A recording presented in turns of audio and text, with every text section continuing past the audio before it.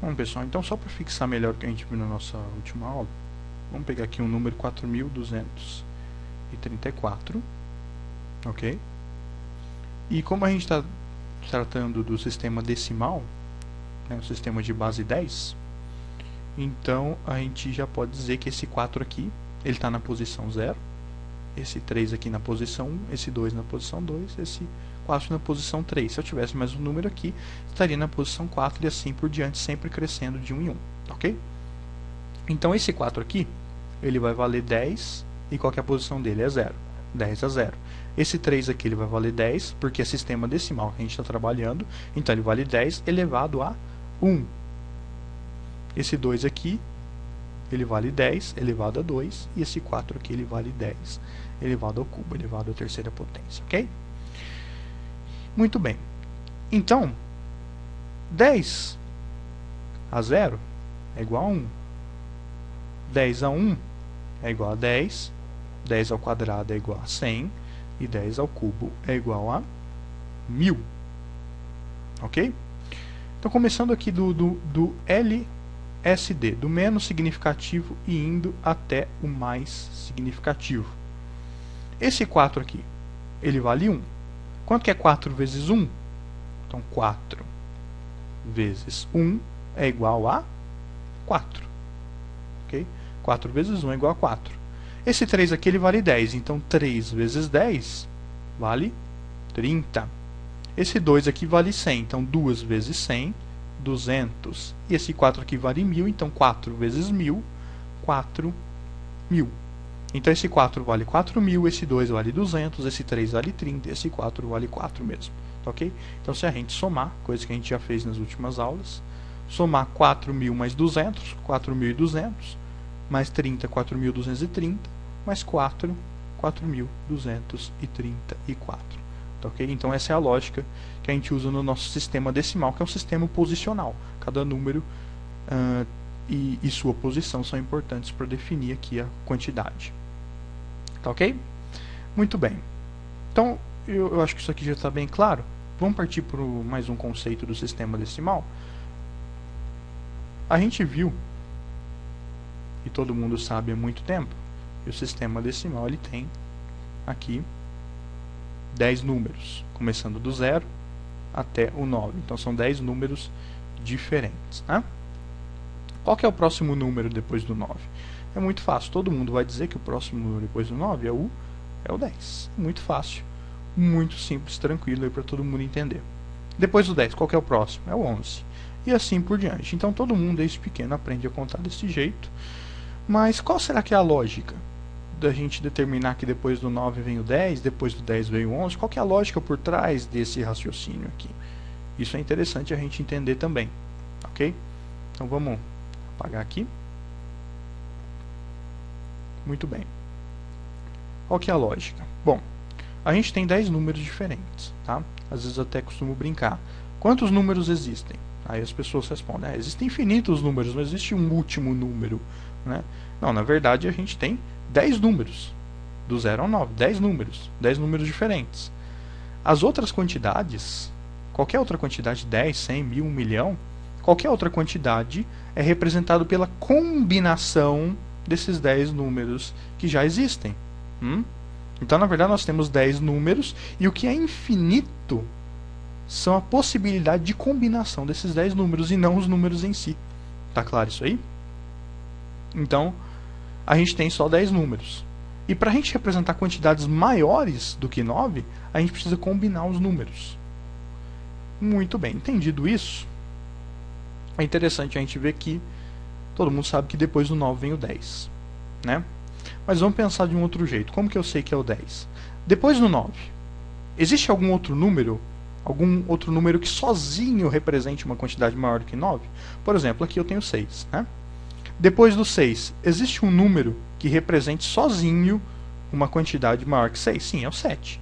Esse número aqui, que é um número só, 7, ele representa uma quantidade, uma unidade a mais do que o 6, perfeito? E o 9? Existe um número só que represente uma quantidade maior que o 9? Não, a gente diz que maior que o 9 é o 10. E 10 são 2 números. ok? Então não existe um número que sozinho represente uma quantidade maior do que 9. A gente precisa de dois números, pelo menos, para representar números maiores do que 9. Tranquilo, gente? Bom, e qual que é a lógica para que eu saiba que o 10 é o número que vem depois do 9? O raciocínio é simples e eu vou tentar passar aqui para vocês, tá?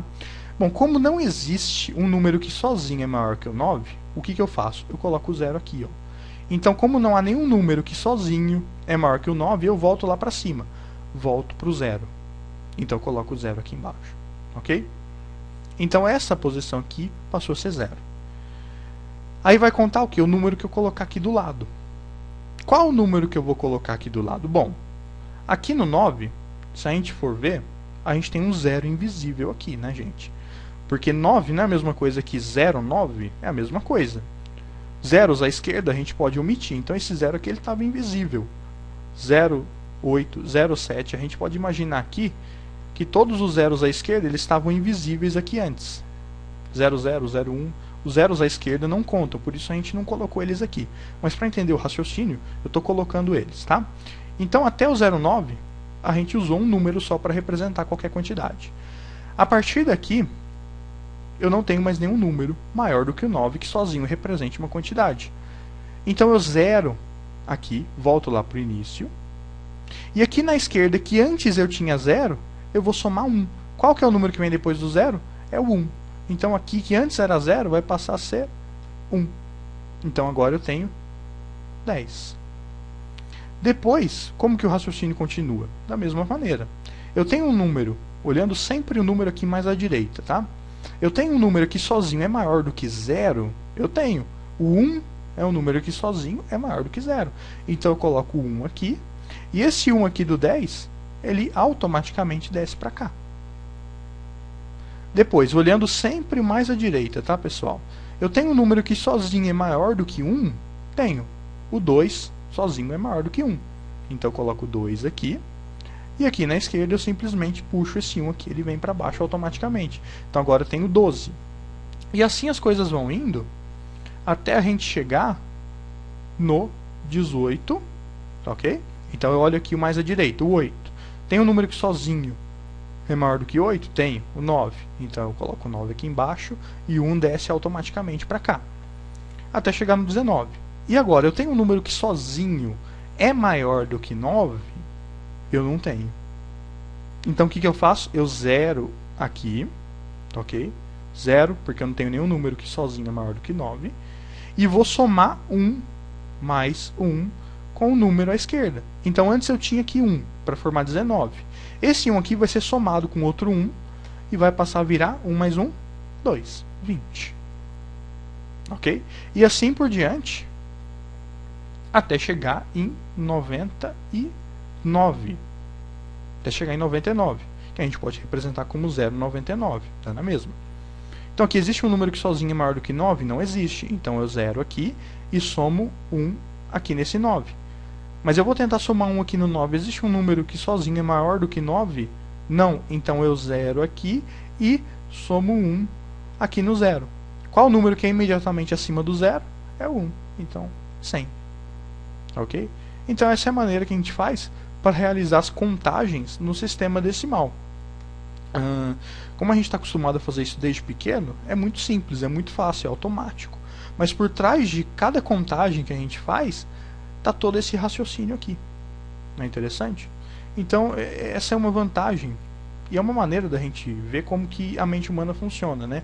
Às vezes um raciocínio tão complexo quanto esse que a gente mostrou aqui do lado, esse que eu estou mostrando agora aqui, parece um raciocínio complexo, mas com a prática de anos e anos de estudo, e desde a pré-escola, esse raciocínio aqui que parece complexo, que você parece ter de pensar para fazer, com o tempo, com a prática, ele acaba se tornando automático, né? Então, para quase tudo na vida que a gente faz, que a gente quer aprender, acontece isso. Basta esforço, dedicação, prática, tempo, que a gente consegue fazer as coisas com uma facilidade que antes a gente não imaginava. Não é verdade? Então, é isso aí.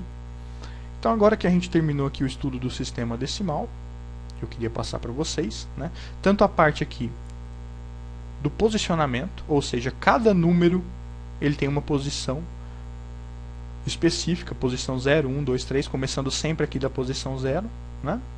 E essa posição determina o peso do número, o valor que esse vai ter. Como a gente está tratando do sistema decimal, que é o sistema de base 10, porque tem 10 números, esse 0 aqui equivale a 10 a 0, o segundo número 10 a 1 e assim por diante, ok?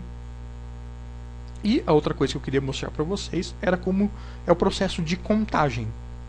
Qual que é o raciocínio por trás do processo de qualquer contagem que a gente realiza aí na nossa vida, ok? Nas próximas aulas a gente já vai entrar nos novos sistemas numéricos que são fundamentais para a gente entender a eletrônica digital, ok? Muito obrigado a todos e até a próxima.